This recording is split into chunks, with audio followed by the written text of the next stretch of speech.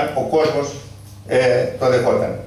Βεβαίως αυτό το αντιλαμβάνονται κάπου οι τεχνοκράτες του Διεθνούς Νομισματικού Ταμείου, γι' αυτό σε αυτό το μνημόνιο τι λένε, ότι δεν είναι σίγουρο ότι θα βγει το πρόγραμμα και εκείνο που θέλουν δεν είναι μόνο την εφαρμογή, την πιστή και την επίσπευση, αλλά και την συνένεση της κοινωνίας.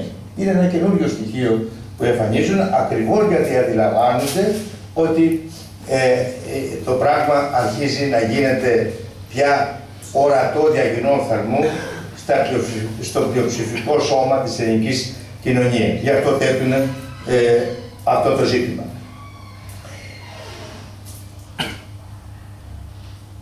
Το ελληνικό ζήτημα είναι μέρος του ευρωπαϊκού προβλήματος. Είμαστε οι μόνοι και του διεθνούς, αν θέλετε, προβλήματος για την κρίση. Σε ενδεχόμενες ερωτήσεις μπορεί να συζητήσουμε πολύ και θεωρητικά ζητήματα για το πώς είναι αυτή η κρίση, πώς πηγαίνει κτλ. Σαφώς είναι μια κρίση δομική του καπιταλισμού, έχει σχέση με τη συσσόρευση, έχει σχέση με την ηγεμονία του χρηματοπιστωτικού συστήματος, έχει σχέση με μια σειρά τέτοια πράγματα. Θα τα πούμε, αν θέλετε, μετά. Εμείς από την αρχή είχαμε πει ότι δεν είναι ένα ελληνικό ζήτημα, ότι συνδέεται, έχει διεθνείς παραμέτρους και γι' αυτό αντιδράσαμε σε όσα εκείνα εντελώς, ας πούμε, λαϊκίστικα και πολύ χαμηλού επίπεδου επιχειρήματα που μας έλεγε και ο Πρωθυπουργός ότι Έλληνες τεμπέληδες, τούτο, εκείνο κτλ. Δεν πρόκειται περί αυτού. Παρά το γεγονός ότι υπάρχουν ελληνικές ιδιαιτερότητες, οι οποίες όμως ελληνικές ιδιαιτερότητες επιβεβαιώνουν τις δικές μας θέσεις. Τι λέγαμε εμείς, μα άμα δεν εισπράτεται τα έσοδα βεβαίως, θα έχουμε ελλείμματα και εξ αυτού. Εάν κάνετε σπατάλες, διότι το κράτος έχει πολύ κοντινές σχέσεις με τους εργολάβους και με άλλα συμφέροντα, τότε πραγματικά θα έχουμε και τέτοιο πρόβλημα. Εάν υπάρχουν μίζες, εάν υπάρχουν πληρωμές για να γίνονται διευκολύνσεις για να αποκρύβεται το χρέος, εάν υπάρχουν, ας πούμε, στρατιωτικές δαπάνες, εάν φτιάξαμε Ολυμπιακούς αγώνες, τότε επιπλέον δηλαδή η διαχείρισή σας έχει πρόβλημα και κάνει την ελληνική ιδιαιτερότητα σαν επίγουσα για να αντιμετωπιστεί. Όμως ποτέ δεν τα βάλαμε κάτω και πάντα λέγαμε ότι συνδέεται με τη διεθνή οικονομική κρίση και ιδιαίτερα με τον τρόπο που λειτουργεί η Ευρώπη, αυτή η Ευρώπη η καπιταλιστική, αυτή η Ευρώπη η νεοφιλελεύθερη όπως είναι δομημένη. Αυτό λέγαμε εμείς και σήμερα αυτό επιβεβαιώνεται από όλες τις πλευρές. Δηλαδή ότι το δικό μας πρόβλημα συνδέεται με το ευρωπαϊκό και θα κριθεί επίσης από τις λύσεις που θα δοθούν. Προσέξτε τώρα, οι λύσεις που θα δοθούν, και αυτό θα πρέπει επίσης να το συζητήσουμε για να δούμε τις διάφορες πλευρές του, γιατί θα είναι το θέμα των επόμενων εβδομάδων μέχρι τις 25 του μηνός. Η λύση που πάει να δοθεί είναι μια λύση αρνητική. Δηλαδή είναι μια λύση που ενισχύει, αν θέλετε, τις συμφωνίες του Μάστριχτ, που είναι η μήτρα του προβλήματος που εμφανίζεται σήμερα στην Ευρώπη, στην κρίση την ευρωπαϊκή, στην ανισοκατανομή που διαμορφώνεται, στην ηγεμονία της Γερμανίας, δηλαδή μιας ισχυρής δύναμης. Δεν είναι θέμα Γερμανία, είναι η ισχυρή δύναμη λοιπόν που γίνεται ισχυρότερη. Έτσι. Δεν θα το θεραπεύσει αυτό, αλλά απέναντίας θα το επιδεινώσει. Για μας το θεωρούμε πάρα πολύ κρίσιμο ζήτημα αυτή η πολιτική να ιτηθεί. Γι' αυτό θα θέσουμε, το έβαλε και ο σύντροφος ο Τσίπρας προχθές στη Βουλή, και ζήτημα ως και δημοψηφίσματος μπροστά σε αυτό το ενδεχόμενο. Θα το αναλύσει περισσότερο ο Παναγιώτης που είναι και στον τομέα του και τα ξέρει πολύ καλύτερα από μένα για το πώς θέτουμε σε αυτό το θέμα, πώς το συνδέουμε με το να φύγει η κυβέρνηση, αυτά που λέμε πώς θεμελιώνονται. Όμως από πλευράς οικονομικής να επιμείνω ότι αυτό που πάνε να κάνουν, δηλαδή η ανταγωνιστικότητα που λένε, ουσιαστικά θέλουν να κατέβει,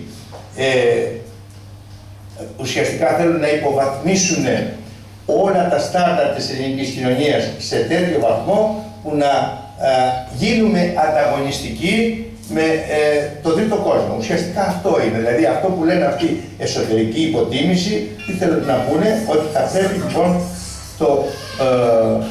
αφού δεν μπορούμε να κάνουμε υποτίμηση νομισματική, θα πρέπει οι τιμές να πέσουν, για να πέσουν οι τιμές όμως θα πρέπει να μειωθεί ο μισθός.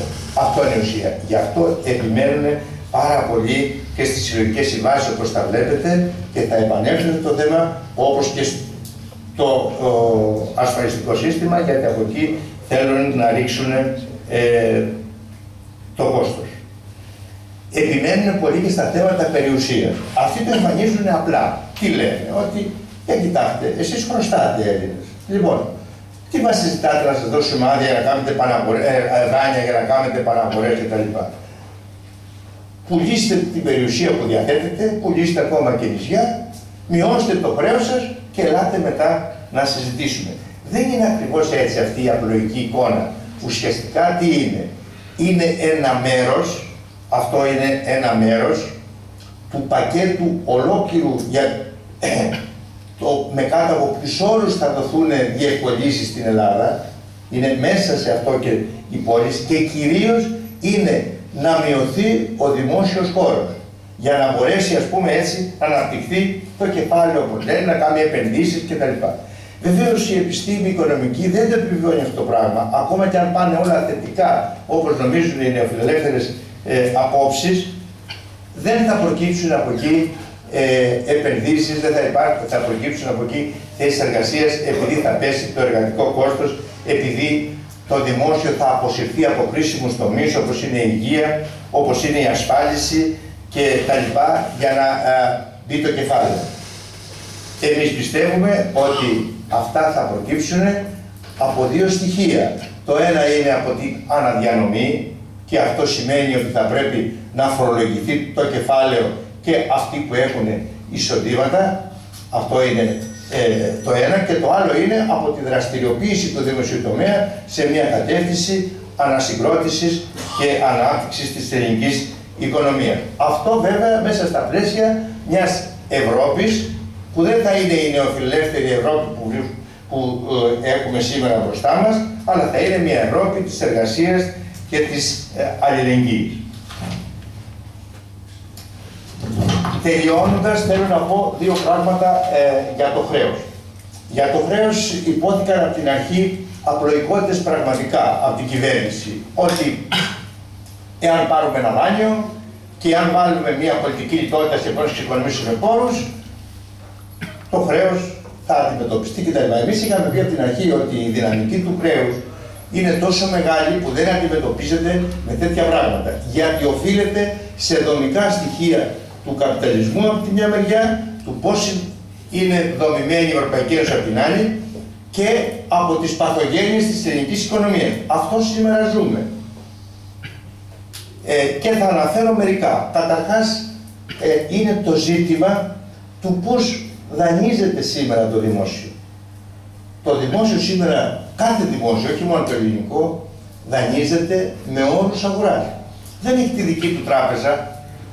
Είναι εξαρτημένο λοιπόν από την αγορά. Αυτό σημαίνει ότι δανείζεται πανάκριβα και επίσης δεν μπορεί να χρησιμοποιήσει κεφάλαια για την ανάπτυξή του έτσι που να μειώσει το χρέος. Το ένα ζήτημα, το κρίσιμο είναι αυτό. Το δεύτερο είναι ότι απαλλάσσεται το κεφάλαιο από να πληρώνει φόρους. Και τώρα η προσπάθεια που κάνει η Γερμανία είναι να κατέβει η φορολόγηση, να είναι ενιαία σε όλη την Ευρώπη, αλλά να κατέβει σε ένα επίπεδο βεβαίως χαμηλό. Το τρίτο στοιχείο είναι ότι αποσυρώμενο το δημόσιο από πολλές υπηρεσίες γίνονται ακριβότερες, διότι τις παραλαβαίνει ο ιδιωτικός τομέας.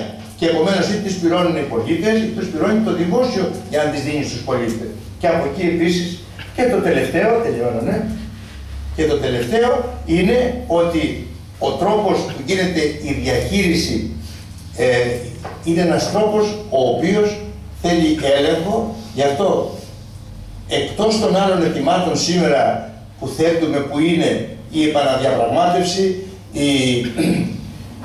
το να μην πληρώσουμε ένα μέρος του χρέους κτλ. Είναι και η Επιτροπή Ελέγχου. Τι σημαίνει αυτή η Επιτροπή Ελέγχου?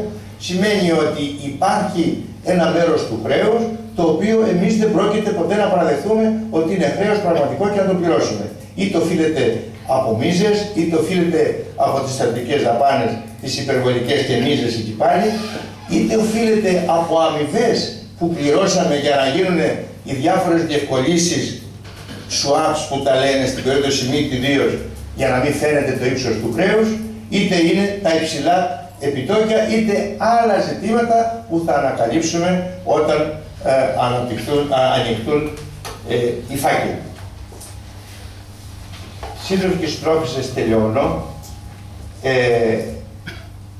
Μας κατηγορούν ότι δεν έχουμε προτάσεις. Αυτό που σήμερα αποδεικνύεται είναι ότι οι δικές τους προτάσεις που εφαρμόζονται απέτυχαν παταγωδώς. Το λένε οι ίδιοι, αναζητούν καινούργια μέτρα συνεχώς ή καινούργιες διευκολύνσεις στην Ευρωπαϊκή Ένωση.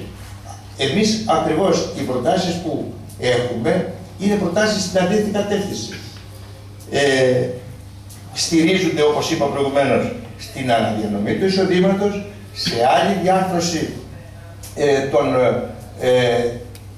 της πολιτικής των επενδύσεων και βεβαίως σε μια άλλη διαφορετικά εντελώς θεμελιωμένη δομή της Ευρωπαϊκής Ένωσης. Ευχαριστούμε πολύ τον σύντροφο τον Φλαβιανό. Το λόγο τώρα έχει ο σύντροφος Ολοφαζά.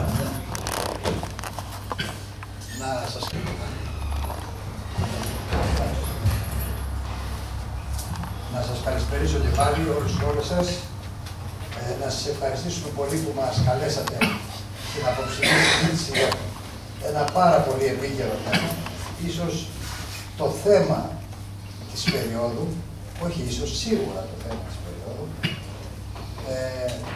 Αισθανόμαστε και οι δύο πάρα πολύ καλά που είμαστε εδώ στη Δανία.